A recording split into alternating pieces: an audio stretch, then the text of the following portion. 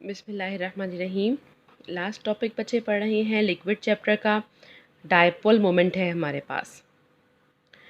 इसमें क्वेश्चन आपको इस तरह से आता है, what is dipole moment and how it is useful to determine structure of molecules. तो सबसे पहले हमारे पास डायपोल मोमेंट होता क्या है। ये हमारे पास क्या होता है, सेपरेशन ऑफ चार्ज। किसी भी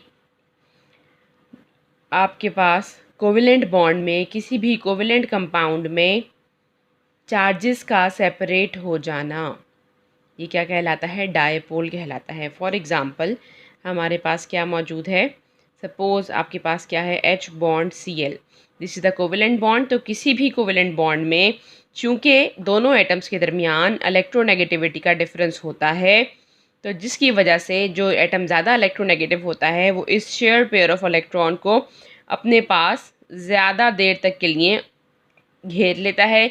नतीजे में इसके पास ये इलेक्ट्रॉन डेंसिटी ज़्यादा आती है और इलेक्ट्रॉन की डेंसिटी पर चली जाती है ज़्यादा। इसके ऊपर एक पार्शियल नेगेटिव का साइन सा आ जाता है, एक पोल बन जाता है इलेक्ट्रॉन्स का, और जहाँ पर इलेक्ट्रॉन की कमी होती है वहाँ पर पार्शियल पॉजिटिव बन जाता है इलेक्ट्रॉन्स की डेंसिटी की वजह से पोल। तो ये सेपरेशन ऑफ चार्जेस किसी भी पोलर कोवेलेंट बॉन्ड में ये एक डायपोल कहलाते हैं। Dipole moment means two poles, ठीक है। और ये हमारे पास क्या होता है, मैथमेटिकली किसी भी इलेक्ट्रोनेगेटिविटी डिफरेंस का, इसको हम मैथमेटिकल क्या कह सकते हैं, डायपोल मोमेंट को म्यू से डोनेट करते हैं।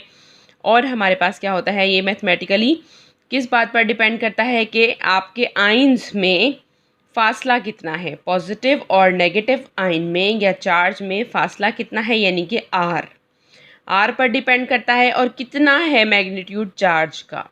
तो दो चीज़ों का प्रोडक्ट है, product of magnitude of electrical charge and the distance separating charges of equal magnitude and opposite science.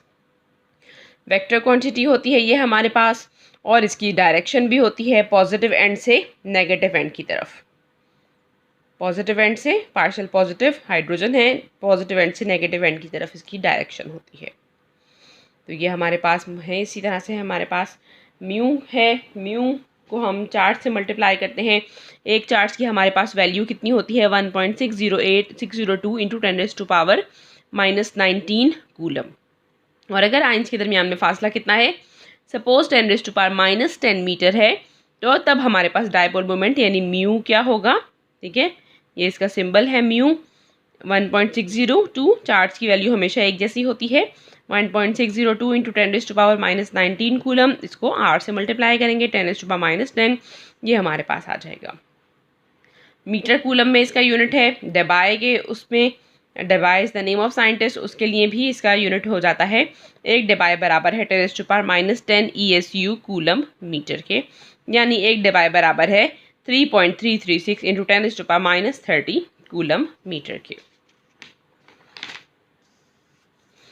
इसके मेजरमेंट के हमारे पास मेथड हैं, और मेजरमेंट की इक्वेशन देख लेंगे। ये इक्वेशन क्या कहलाती है, क्लासियस-मोज़ोर्टी इक्वेशन, पेज नंबर 92 पर। इसकी एप्लीकेशंस क्या हैं डायपोल मोमेंट की, हमारे पास पेज नंबर 94 पे हमारे पास एप्लीकेशन जो मौजूद हैं, डायपोल मोमेंट्स किस तरह से मॉलिक्यूलर्स का स्ट्रक्चर बताती हैं। ये हमें क्या बताती हैं, the extent to which a bond is ionized. कोई भी कोवेलेंट बॉन्ड कितने % आयोनाइज होता है। कोई भी कोवेलेंट कंपाउंड, उसमें हमें पता है कि उसमें एटम्स के इलेक्ट्रॉनिक क्लाउड पोलराइज हो जाते हैं, और इस पोलराइजेबिलिटी की वजह से उनके अंदर उस कोवेलेंट बॉन्ड में आयोनिक कैरेक्टर डेवलप हो जाता है। उस कोवेलेंट बॉन्ड में पार्शियल पॉजिटिव और पार्शियल नेगेटिव चार्जेस जब आ जाते हैं, पोलराइजेशन हो जाती है। तो पोलराइजेशन आयोनिक बॉन्ड्स की खुसूसियात हैं। ये हम कैसे निकाल सकते हैं, परसेंटेज आयोनिक कैरेक्टर, किसी भी बॉन्ड में, कोवेलेंट कंपाउंड में कितने % आयोनिक कैरेक्टर मौजूद है, ये हम देख सकते हैं जब हम नोटिस करें उसका म्यू ऑब्जर्व्ड और म्यू आयोनिक जो कि हम कैलकुलेट करते हैं, ठीक है। इसका रेशियो है mu observed over mu ionic into 100।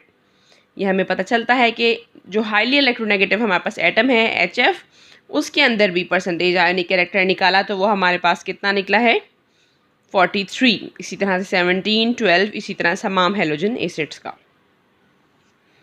हम देख सकते हैं शेप मॉलिक्यूल्स की, ज्योमेट्री मॉलिक्यूल्स की डायपोल मोमेंट की मदद से।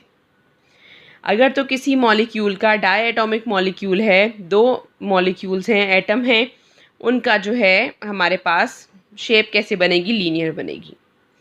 ट्राइएटॉमिक मॉलिक्यूल्स, अगर हमारे पास 3 एटम्स हैं और उनका ज़ीरो डायपोल मोमेंट है, तो उसका क्या मतलब है कि हमारे पास दरमियान में क्या मौजूद है, उसका पार्शियल पॉजिटिव सेंटर, साइडों में उसका पार्शियल नेगेटिव सेंटर मौजूद है, और दोनों डायपोल क्या हैं, इक्वल इन मैग्नीट्यूड हैं और ओपोजिट इन डायरेक्शन हैं, तो दोनों एक दूसरे के इफेक्ट को कैंसिल कर रहे हैं। एक तरफ माइनस म्यू है और दूसरी तरफ क्या है, प्लस म्यू है, तो दोनों एक दूसरे को कैंसिल कर रहे हैं। हमारा मॉलिक्यूल लीनियर होगा जिसका ज़ीरो डायपोल मोमेंट होगा। एग्जाम्पल है हमारे पास CO2 is a linear molecule, CS2 भी लीनियर मॉलिक्यूल है। इसी तरह से अगर ट्राई एटॉमिक मॉलिक्यूल्स हैं जिनका कुछ डायपोल मोमेंट होता है, तो वो बात हमें क्या बताएंगे कि अगर उनका कुछ डायपोल मोमेंट है तो इट मीन्स उनका लीनियर स्ट्रक्चर नहीं है, उनका स्ट्रक्चर एंगुलर है। जहाँ पर ये एंगुलर स्ट्रक्चर होगा, फॉर एग्जांपल ये पार्शियल पॉजिटिव एंड है, डायरेक्शन इसकी इससे इस तरफ, इसकी इससे इस तरफ, वेक्टर्स हैं दोनों, वेक्टर का सम क्या होगा, इतना ही वेक्टर होगा, बट पार्शियल पॉजिटिव से पार्शियल नेगेटिव की तरफ डायरेक्शन, ये इसका वेक्टर सम होगा। इसका क्या मतलब है, इसका कुछ डायपोल मोमेंट है। इसी तरह से sulphur partial positive, oxygen partial negative, इनका डायपोल मोमेंट लेंगे तो ये हमारे पास कुछ होगा जो कि इसके एक्सपेरिमेंटेड डायपोल मोमेंट ने बताया है। इसी तरह से टेट्राएटॉमिक हमारे पास मॉलिक्यूल्स हैं। टेट्राएटॉमिक अगर वो मॉलिक्यूल्स हैं और उनका 4 मॉलिक्यूल वाला कंपाउंड है और उनका ज़ीरो डायपोल मोमेंट है, तो इसका मतलब है सेंटर एटम 3 एटम से जुड़ा है और उसकी ज्योमेट्री क्या है, उस कंपाउंड की, उसकी ट्राइंगुलर ज्योमेट्री है। तीनों ट्राइंगल्स बराबर हैं मैग्नीट्यूड में लेकिन डायरेक्शन में ऑपोजिट होंगे, तो फिर क्या होगा, इसका डायपोल मोमेंट ज़ीरो होगा। पार्शियल पॉजिटिव से पार्शियल नेगेटिव की तरफ एक डायपोल, दूसरा डायपोल और ये तीसरा डायपोल, तीनों एक दूसरे की डायरेक्शन को कैंसिल आउट कर देंगे।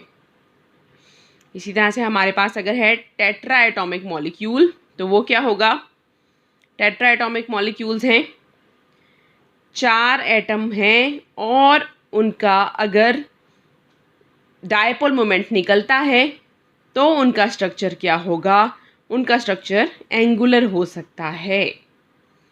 ठीक है, उनका स्ट्रक्चर एंगुलर हो सकता है। एग्जाम्पल हमारे पास आ जाती हैं, अगर लोन पेयर मौजूद है NH3 मॉलिक्यूल की, पार्शियल पॉजिटिव से पार्शियल नेगेटिव की तरफ डायरेक्शन, और इसका रिजल्टेंट भी होगा यहाँ पर हमारे पास ऊपर की तरफ, NH3 है, PH3 है, PCl3 है।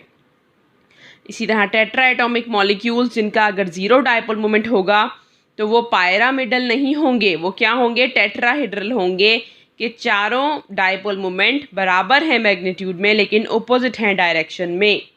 तो ये क्या होंगे, इनका टेट्राएटॉमिक मॉलिक्यूल्स जिनका ज़ीरो डायपोल मोमेंट होगा, उनकी ज्योमेट्री क्या होगी, टेट्राहेड्रल। इसी तरह से हम आइडेंटिफाई कर सकते हैं सिस आइसोमर और ट्रांस आइसोमर। सिस आइसोमर में आपको पता है, और ट्रांस आइसोमर में क्या होता है कि ये हमारे पास सेम ग्रुप्स जो है वो ऑपोजिट साइड पे आ जाते हैं। एक ग्रुप की तरफ से जितना डायपोल मोमेंट होगा दूसरा ग्रुप उसको ऑपोजिट डायरेक्शन में कैंसिल आउट कर देगा। ट्रांस आइसोमर का हमारे पास डायपोल मोमेंट ज़ीरो होगा और सिस आइसोमर का हमारे पास हमेशा डायपोल मोमेंट होगा। इसी तरह से हम आइडेंटिफाई कर सकते हैं ऑर्थो और हमारे पास ट्रांस आइसोमर्स या पैरा आइसोमर्स। इसी तरह देखेंगे हम ortho, Meta, para. Para position पे जो आइसोमर्स होंगे वो क्या होगा, उसका डायपोल मोमेंट ज़ीरो होगा क्योंकि दोनों ग्रुप्स एक दूसरे के इफेक्ट को, डायपोल मोमेंट को, क्रिएटेड डायपोल मोमेंट को कैंसिल आउट कर देंगे। सबसे ज़्यादा किसका होगा डायपोल मोमेंट हमारे पास, ऑर्थो आइसोमर्स का, क्योंकि इनकी जो चार्ज सेपरेशन है वो बहुत थोड़ी है जिसकी वजह से इनका डायपोल मोमेंट ज़्यादा होगा। और मेटा वाले का भी, मेटा आइसोमर का भी डायपोल मोमेंट होगा। ठीक है, तो अब असाइनमेंट में बेटा आप लोगों ने ये सारे स्ट्रक्चर्स बनाने हैं, आपके डायएटॉमिक मॉलिक्यूल के, ट्राइएटॉमिक, टेट्राएटॉमिक, और ये सारे स्ट्रक्चर जो इस पेज नंबर 95 पर दिए गए हैं आप लोगों ने बनाने हैं, और साथ में इनके अपने डायपोल मोमेंट्स भी शो कराने हैं, वेक्टर सम भी इनके शो कराने हैं। सपोज ये NH3 का है, पार्शियल पॉजिटिव से नेगेटिव की तरफ तीनों और इसका रिजल्टेंट ऊपर की तरफ। ठीक है, इसका रिजल्टेंट कहाँ पे आएगा, ये ऊपर की तरफ। तो ये सारी डायग्राम्स आपने असाइनमेंट में बना के दिखानी है।